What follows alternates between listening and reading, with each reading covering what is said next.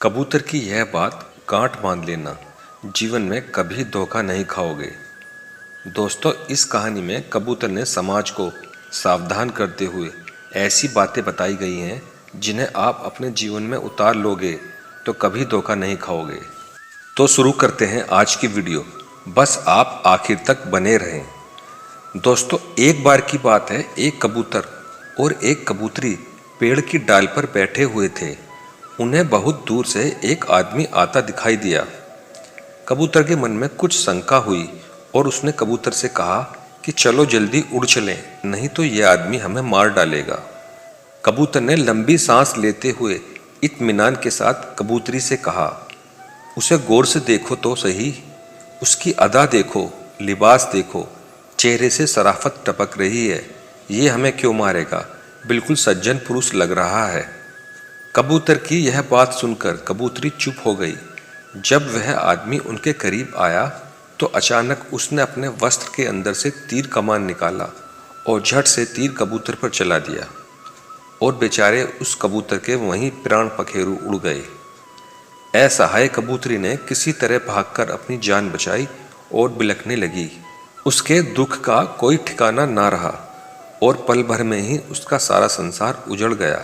उसके बाद वह कबूतरी रोती हुई अपनी फरियाद लेकर उस राज्य के राजा के पास गई और राजा को उसने पूरी घटना बताई। राजा बहुत दयालु इंसान था। राजा ने तुरंत अपने सैनिकों को उस शिकारी को पकड़कर लाने का आदेश दिया। तुरंत शिकारी को पकड़कर दरबार में लाया गया। शिकारी ने डर के कारण अपना जुर्म कबूल कर लिया। उसके बाद राजा ने कबूतरी को ही उस शिकारी को सजा देने का अधिकार दे दिया और उससे कहा कि तुम जो भी सजा इस शिकारी को देना चाहो दे सकती हो, तुरंत उस पर अमल किया जाएगा। कबूतरी ने बहुत दुखी मन से कहा कि हे राजन, मेरा जीवन साथी तो इस दुनिया से चला गया जो फिर कभी भी लौटकर नहीं आएगा। इसलिए मेरे विचार से इस क्रूर शिकारी को बस इतनी ही सजा दी जानी चाहिए कि अगर वो शिकारी है तो उसे शिकारी का ही लिबास पहनना चाहिए।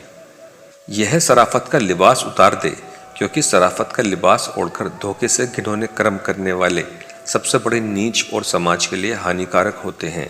मित्रों, दुष्ट रावण भी माता सीता को साधु के वेश में ही हरण करके ले गया था। दोस्तों, ऐसे दुष्ट व्यक्ति तो समाज के लिए और भी ज़्यादा खतरनाक होते हैं, क्योंकि ऐसे दोहरे चरित्र वाले व्यक्तियों का समाज के सामने कुछ और चेहरा होता है और पीछे कुछ और। इस प्रकार के दुष्ट व्यक्तियों को भांपकर इनसे बचने में ही भलाई है, वरना हमारा हश्र भी इस कबूतर की भांति होगा। दोस्तों, यदि कहानी थोड़ी सी भी अच्छी लगी हो तो वीडियो को लाइक, शेयर व चैनल को सब्सक्राइब अवश्य कर लें और अपनी कीमती राय कमेंट बॉक्स में अवश्य दीजिएगा। आपका बहुत बहुत धन्यवाद। फिर मिलते हैं ऐसे ही किसी अन्य प्रसंग के साथ। जय सिया राम।